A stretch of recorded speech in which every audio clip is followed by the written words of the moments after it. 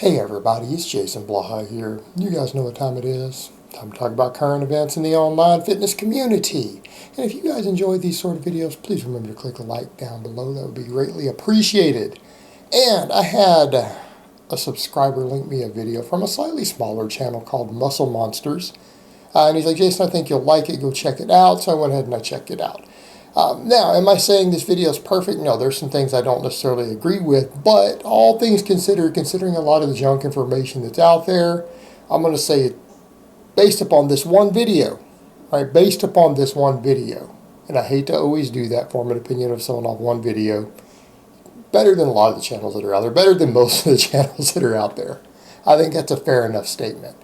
So he basically made a video giving his 5 reasons that you're not building muscle and how to fix it. And he pointed out there's a lot of myths out there, and some of them are not necessarily hurting people, they're not helping people, they're just kind of neutral, right? Some of them just basically hurt your pocketbook, such as, the post-workout protein, although there may be some emerging data that there can be for protein post-workout, not necessarily a recovery shake, but actual protein, there might be in some cases some small extra benefits to muscle growth. This data has gone back and forth over the years, and it's hard to keep up with. That's kind of one of those things that we could look at and say, as long as it fits within your convenience and it's not something that's hurting your budget, it might be a good insurance policy to consume a fast-acting protein post-workout. But is it going to make or break you? Absolutely not, because it may not make any difference at all. Right? It may not make any difference at all. And it's also going to largely depend on how hard you train. But he said that there's a lot of them that need to be addressed. And some of it, I understand where he's coming from. His heart is in the right place, and he's generally correct, but not the specifics are not always correct. But they're still good points nonetheless. And I think his first one is that, people assume that carbs are making them fat, and people have these assumptions about insulin out there. Well, what makes you fat is a caloric surplus, right? It's a caloric surplus. We generally agree upon this. And I think where he got a little confused is that, not that he's wrong in that carbs are going to make you fat, because you can lose body fat while eating a really high carb diet. That's a provable fact. He also pointed out insulin is necessary for muscle growth, that glycogen is necessary for fueling maximum performance. But I think what he's missed is that there is a lot of data that's now coming out on keto-adapted athletes. You don't burn that much glycogen. Once someone is keto-adapted, you literally burn less glycogen than you would imagine, and they don't have problems with glycogen replenishment, even after doing triathlons and marathons and things like that. It's just not the issue that people make it out to be. So consuming dietary carbs to fuel your training actually isn't essential at all. I train with a lot of volume, a lot of weight myself as a power lifter, and I do more training volume than a lot of bodybuilders I know. I don't have these problems. And I don't do carbs post-workout. I don't even do carb ups most months. So it's a non-issue, but that doesn't make carbs bad. The same thing, he kind of came over and said, well, we know that you need insulin to drive amino acids into muscle tissue. That's a fact. But if you're on a high protein diet, you get a large enough insulin response to do that. In other words, what we really don't have is data proving that adding carbohydrates to it enhances that. It's not necessary. But we kind of come over to that point of that doesn't make carbs bad either. It just kind of points out that carb and fat calories are generally interchangeable for the most part for athletes, lifters, everyone else. That's a better way to look at it. That we've got to quit demonizing carbs or fat. And if we put it that direction, that would be fine. In other words, you can be a high carb athlete or you can be a high fat athlete. And what at the end of the day matters the most is net energy turnover, caloric intake, protein intake. Protein intake is king. So he had that. Then the next thing he pointed out is that I think it was training for size versus strength. Again, great point. And he pointed out that muscular tension is a large component to muscle growth. Now, the thing that a lot of people get wrong when they say the thing of, well, volume is the primary driver of hypertrophy, I disagree with that. I think that's an enormous simplification and an invalid statement, but he did kind of point out that you have to increase workload on the muscle somehow. You can't infinitely increase volume. In fact, he said there's a point of diminished returns. Well, the point of diminished returns is immediate. meaning all volume increases have a diminished return. In other words, every set that you add probably gives you less muscle growth than the set before. That is a diminished return. I think what he means is that the data shows that at a certain threshold, you actually gain less muscle. That's not a diminished return. That's essentially a negative return. And that threshold seems to be somewhere around the range of past 10 quality sets in a training session on a muscle. Anything beyond that, the data generally shows you get less muscle growth. You don't get a diminished return. A diminished return would be if you went from 10 sets to 15 sets, you only gained 1% more muscle, right? That would be a diminished return. You gain less muscle. So, and it seems to be 5 to 10 quality sets in a session is about all you can benefit from for the majority of people out there.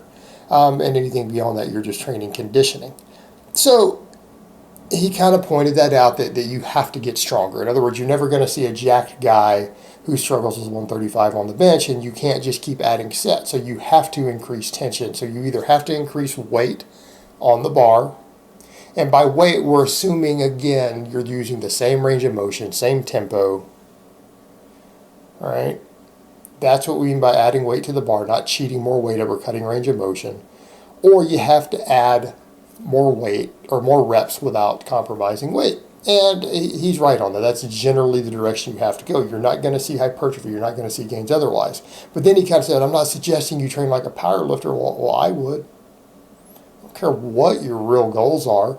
Training like a power lifter is pretty conducive to being a football player. It's pretty conducive to getting jacked. It's pretty conducive to any other sport you want to do, and then you put in your sport-specific training. Because what is training like a power lifter? I don't mean what you guys think training like a power lifter is. What is training like a power lifter? What falls within what he's talking about? Power lifters generally train for maximum hypertrophy. Right? I don't know where people get this idea and they think that we don't. What do? Yes, we focus upon our sport-specific training. We focus upon really heavy work with our classic lifts. And then we do supplemental lifts to add training volume and bring up all of our weak points. In other words, that is essentially what powerlifting training is. And then you throw in conditioning work and GPP and all of that. That is what training with a powerlifter is. People will, again, have this idea of training like a powerlifter. It's like, well, how does a powerlifter train? How many elite powerlifters do you guys know? I mean, what do you think powerlifters do, guys? We train for large amounts of strength and other performance elements on our big lifts, and then we train to bring up all of our weak points with large amounts of training volume. Yeah, you should train like a powerlifter. You'll be big and strong. I mean, it shouldn't be that difficult, guys. Powerlifters also do curls oftentimes. So if you're doing curls, you're still training like a powerlifter. So over to the next thing he said, talking about chest day. And he more or less broke down the problem with body part splits. Again, based upon all the evidence, yeah, training a muscle only once a week, unless you're using very copious amounts of anabolic substances, is not going to produce maximum growth. It makes you sore. Having a leg day once a week makes it hard for you to walk, produces less muscle growth, and it kind of comes back over to that other point. If you know that a muscle only grows for up to 2 days after you train it, and you only train it once a week, and we know that usually beyond about 10 sets in a workout, you stop gaining muscle, you start reducing the amount of muscle you gain. How are you going to get more training volume in every week and more growth if you're doing that? In other words, if you can only do moderately low volume if you only train a muscle once a week and see maximum growth from that individual session, and then you're missing days and days of growth window through the week. Again, the majority of the data shows a higher frequency is better. Me personally, again, as a power lifter, I work in the range of around 8 to 10 quality sets for each muscle twice a week. In other words, I have 2 squat and deadlift days, and I have 2 bench press and bench press accessory days every week. Well, my bench press accessories include all my upper back, my biceps, my delts, all that stuff. All right, that's bench press accessories, because the more muscle you have on your upper body, the better your bench press tends to be. Not that difficult, guys, because size equals strength. Another one that he brought up was, again, the clean eating. Well, we can come back around to the point of carbs versus fat being interchangeable. And he pointed out a lot of guys say, hey, you know, I'm eating clean all the time, and then they're struggling to get bigger. Well, that is the truth of it. If you're not eating enough protein and enough total calories, you're going to struggle to gain muscle mass.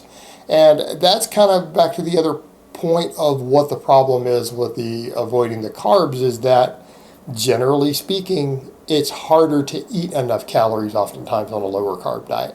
Right? It's harder to get enough calories. If you can get enough calories in on even a ketogenic style diet, you will not have problems performing or gaining muscle. But just like when discussing some of the clean eating, if you're eating completely unprocessed foods and you don't have a great appetite, it might be hard to get enough calories in, which is phenomenal for fat loss. Hey, not being able to eat enough calories to maintain or gain body weight, great for fat loss. But it will prevent you from gaining muscle also if you're in a calorie deficit all the time. And you can't train as hard in a calorie deficit, again, unless you're on a bunch of gear. So his point about eating clean being necessary, not necessarily true, but let's kind of come back over to the point there. What do you need to gain muscle? You need sufficient protein and sufficient calories. And he said you need to consume carbs, fat, protein. No, you don't necessarily need sufficient carbs and fat.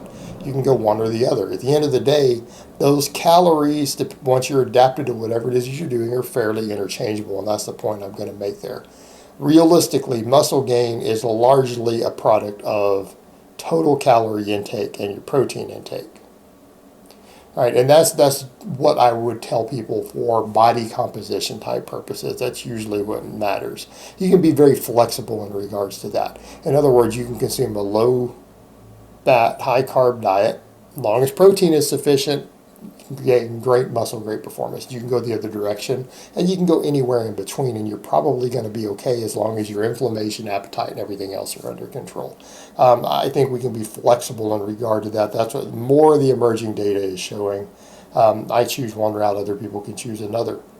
You have to find what works for you and what works within your lifestyle, your appetite, everything else. But at the end of the day, once protein starts reaching a certain threshold, those things become largely interchangeable. They become interchangeable. But when you look at the sum of what he's saying in the video, the majority of it's right.